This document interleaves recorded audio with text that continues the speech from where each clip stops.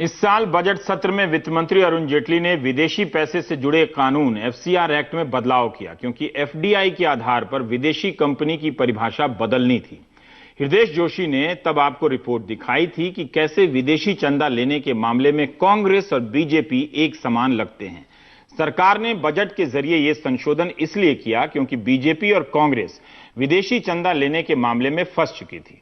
Delhi high court ने 2014 में दोनों दलों को दोषी ठहराया। अब दलों का तो कुछ नहीं बदला न बिगड़ा, लेकिन बड़े आराम से दोनों पार्टियों ने सुप्रीम कोर्ट से अपनी पुरानी याचिका वापस ले ली है, जिसमें हाईकोर्ट के फैसले को चुनौती दी गई थी। हृदय जोशी ने तब भी ये रिपोर्ट दिखाई थी, हृदय जोशी फिर से ये रिपोर्ट दिखा रहे हैं। वो दिखाते रह जाएंगे, बदलेगा कुछ नहीं। ये मामला समझिए, क्या हमारे राजनीतिक दल चंदे और लेन देन के मामले में पाक साफ हो सकेंगे, या हृदय जोशी को 15 साल बाद फिर से यही रिपोर्ट दिखानी पड़ेगी? ये काला कारोबार देश को दीमक की तरह खाता चला जा रहा है और देश की जनता ने जो तकलीफ झेली है,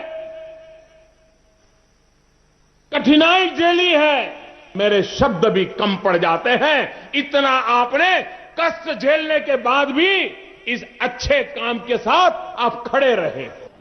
प्रधानमंत्री नरेंद्र मोदी के इस ऐलान के भरोसे लोग दिन भर कैश के लिए एटीएम और बैंकों के सामने कतार में खड़े हैं, हजार दिक्कतें झेलकर भी।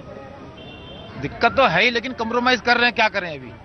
और इस कठिन वक्त में लोगों से हमदर्दी जता रही कांग्रेस ये कहने का कोई मौका नहीं छोड़ती कि काले धन के खिलाफ लड़ाई में वो जनता के साथ खड़ी है। ना मीडिया वालों को समझ में आएगी, ना आपके करोड़पति मालिकों को समझ आएगी, ना प्रधानमंत्री जी को समझ आएगी। यहाँ पे लोगों को कष्ट हो रहा है, दुख हो रहा है, दर्द हो रहा है, इसलिए मैं इनके साथ यहाँ खड़ा हूँ।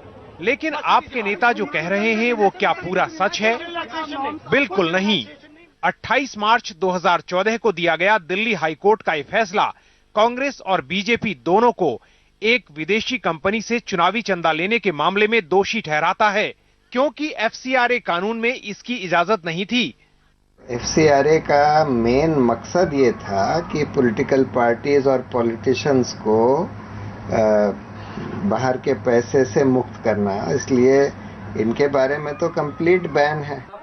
लेकिन भ्रष्टाचार के खिलाफ बिगुल बजाने वाली सरकार ने दिल्ली हाईकोर्ट के इस फैसले के बावजूद कांग्रेस और बीजेपी के खिलाफ कोई कदम नहीं उठाया।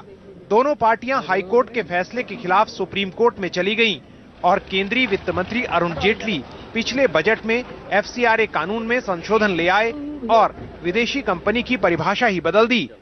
नए संशोधन के मुताबिक किसी भारतीय कंपनी में 50% से अधिक हिस्सेदारी वाली कंपनी भी विदेशी कंपनी नहीं मानी जाएगी अगर उसका निवेश एफडीआई सीमा के भीतर है। दोनों नेशनल पार्टीज हॉस्टेज बन चुकी हैं बड़े बड़े इंडस्ट्रियलिस्ट के हाथ में, और वो जैसे चाहेंगे ये लोग कठपुतली की तरह उनको नचाएंगे। तो जिस तरह से इन्होंने अपना केस वापस लिया है सुप्रीम कोर्ट में, और फिर यहाँ पर मोदी सरकार ने रेट्रोस्पेक्टिव लेजिस्लेशन पास किया, उस वक्त भी हमने ये कहा था कि आप सिर्फ अपनी दो पार्टियों को बचाने के लिए जो आपने गैर कानूनी काम कर रहे हैं। अब सुप्रीम कोर्ट में बीजेपी और कांग्रेस ने सोमवार को अपनी अपील वापस ले ली है, जो उन्होंने दिल्ली हाईकोर्ट के फैसले के खिलाफ की थी। उन्हें लगता है कि नए संशोधन के बाद उनके खिलाफ एफसीआरए कानून का उल्लंघन नहीं बनता, लेकिन याचिकाकर्ता जगदीप छोकर कहते हैं कि दोनों पार्टियों के खिलाफ कार्रवाई होनी चाहिए। जब वो डोनेशन दी गई थी और ली गई थी कांग्रेस और बीजेपी द्वारा दोनों ने, हाँ। तो उस वक्त तो 2009 था, हाँ। 2010 वाला कानून तो था ही नहीं। तो जो एक्शन हुआ था, जो इलीगल है, वो 1976 के कानून के चलते हुए हुआ था, हाँ। तो उसी कानून के हिसाब से उसको देखा जाएगा। विदेशी फंडिंग को जायज बनाकर सरकार ने हमारे लोकतंत्र में विदेशी कंपनियों की पकड़ की शंका को और बलवान बना दिया है। अगर पूरी तरह फॉरेन फंडिंग आ जाता है तो उनका एजेंडा डिक्टेट होगा, तो हमारी जनतंत्र के लिए ही खतरा होगा। सरकार इस मामले पर बोलने को तैयार नहीं। इस मामले में चुनाव आयोग ने गृह मंत्रालय को चिट्ठी लिखी, जिसने पार्टियों के खिलाफ कोई कदम नहीं उठाया, बल्कि जानकारी कंपनी मामलों के मंत्रालय को भेज दी, और कंपनी मामलों का मंत्रालय ये पता लगाता रहा कि और किन पार्टियों को विदेशी फंडिंग मिली है। लेकिन क्या अब हाईकोर्ट के फैसले पर कोई अमल होगा? नहीं, मेरे ख्याल से तो गृह मंत्रालय ये इसको देख करके और जो कानूनी पहलू है उसको एग्जामिन करके जो समुचित कार्रवाई है वो गृह मंत्रालय अपना करेगा। सवाल दोहरे मानदंडों का भी है। विदेशी पैसे को लेकर जिस तरह से तमाम एनजीओज पर कार्रवाई की गई, राजनीतिक पार्टियां खुद को उससे कैसे बचा सकती हैं?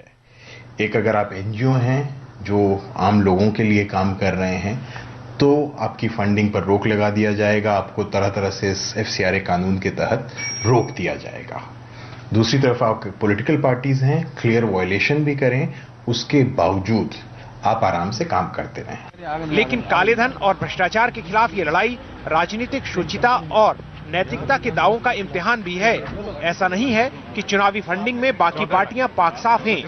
चुनाव महंगे होते गए हैं, आम आदमी की पहुंच से दूर, और चुनाव सुधारों की दिशा में कोई तरक्की नहीं हुई।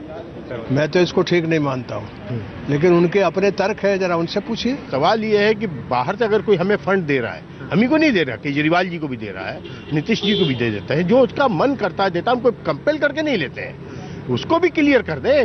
तो एक ऐसे वक्त में जब देश की जनता दिन भर कतारों में खड़ी भ्रष्टाचार मुक्त समाज के लिए तपस्या कर रही है, ये एक सवाल तो लोग पूछ ही सकते हैं, हाथी के दांत दिखाने के और खाने के और क्यों हैं?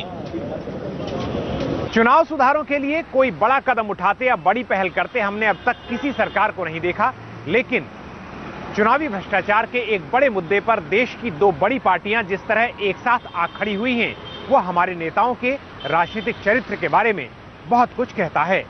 अपने सहयोगी सुशील राठी, शशिकांत झा और विजय पटवाल के साथ दिल्ली से हृदय जोशी, एनडीटीवी इंडिया।